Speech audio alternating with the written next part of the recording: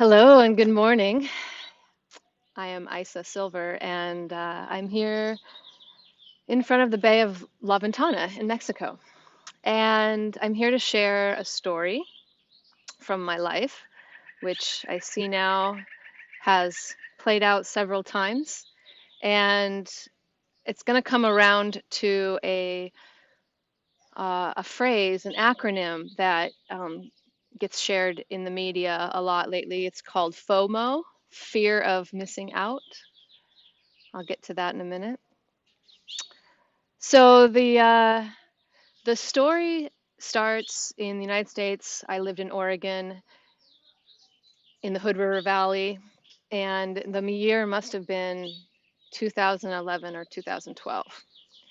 And I was working in a law firm in the town of Hood River, and my home was 20 minutes up the valley, up a mountain valley towards Mount Hood. And one evening, I'm driving home in the dark, and the the radio is on, and the radio is like a public radio station that, gave news to educated people. So I'm listening, but what's happening starts horrifying me. What they're doing is they're reporting live from a shopping mall, and it's the shopping mall I knew from my childhood. And there is a teenager in the mall, and he has a gun, and he's terrorizing people, and maybe he's shot somebody, I'm not sure. But in any case, the broadcast is live from the shopping mall, following, this poor kid and all the people that are dealing with him. And I was just horrified. I was angry at the radio station for doing that to me. And so I did something I had never done before, but I've repeated, and I gave myself a media blackout. In other words, I wasn't going to look at media online. I wasn't going to read the newspapers in the boxes, and I wasn't going to listen to the radio, blah, blah. So, media blackout. Within a few weeks, I was in the office again, and I got a message from my then husband.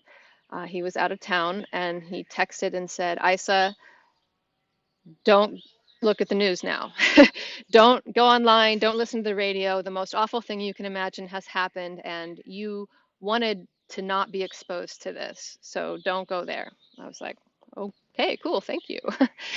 And I'm driving home that evening in the dark, and at a certain point, I just made a left turn that I didn't need to make, and it went up a ridge, like kind of into the woods, and got up on the ridge and parked the car and got out of the car, and the sky was really dark and the stars were really bright. And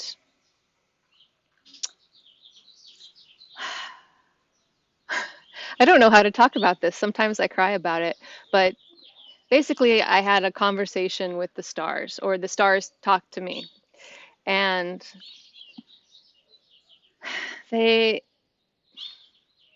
basically said, we're the only real information source. We're the only thing you can really count on.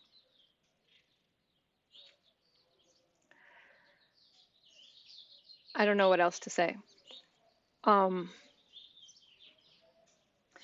in the car, some minutes later, my mind interpreted that to mean that I needed to learn celestial navigation.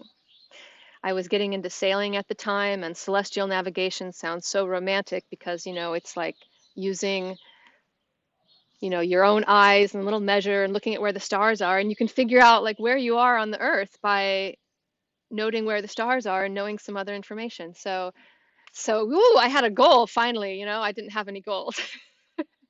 And I had a goal of celestial navigation and whatever else. I had a nice evening. I had a really nice evening home alone with the dogs. And the next morning I go into work and I feel great. Um, but I can tell that there's like a vibe in the office amongst the people that is different.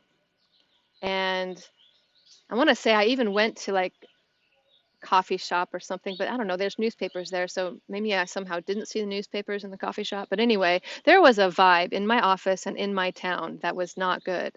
And eventually I figured out what it was, from the secretaries, I think, and they described to me the event that had happened the day before.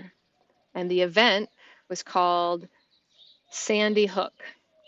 Sandy Hook was an elementary school where a child had arrived with a semi-automatic gun and shot and killed several people, children and adults.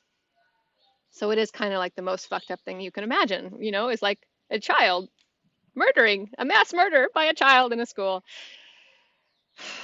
So anyway, I'm not sure what I understood about all of that at the time, but what I understand now is that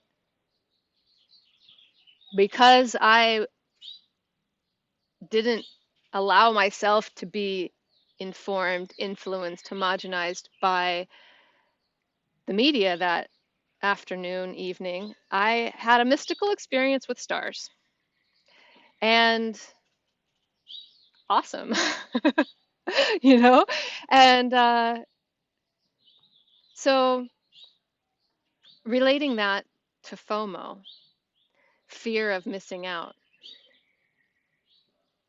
what came to me this morning was that in that media blackout and all kinds of other diets I've given myself, I've left Facebook, or taken breaks from Facebook, I've I've limited carbohydrates, I've cut out all kinds of different things out of my life at different times.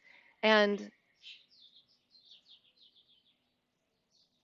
what's come into me during those times is pleasure, like, so this is my new phrase that I want to share with you. I want to call it POMO. It's the pleasure of missing out. There's pleasure and mystical experiences maybe to be had when you're not being filled up by somebody else's drama and somebody else's story and whatever else the media wanted you to be fucked over by that day.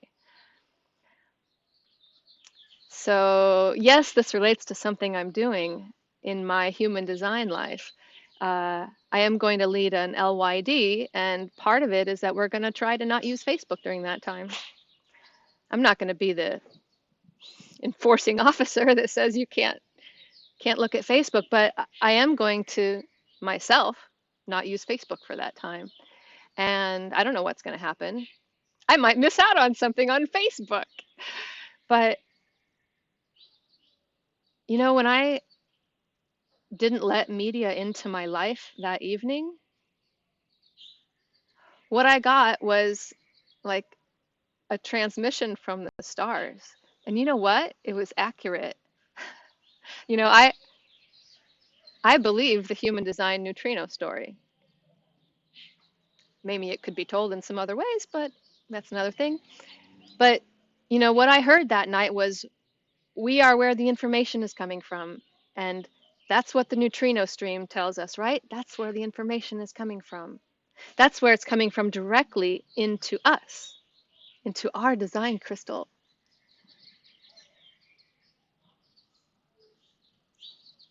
What the culture and the media and everything shares is something different. So I'm inviting, initiating, informing, whatever. There is pleasure in missing out.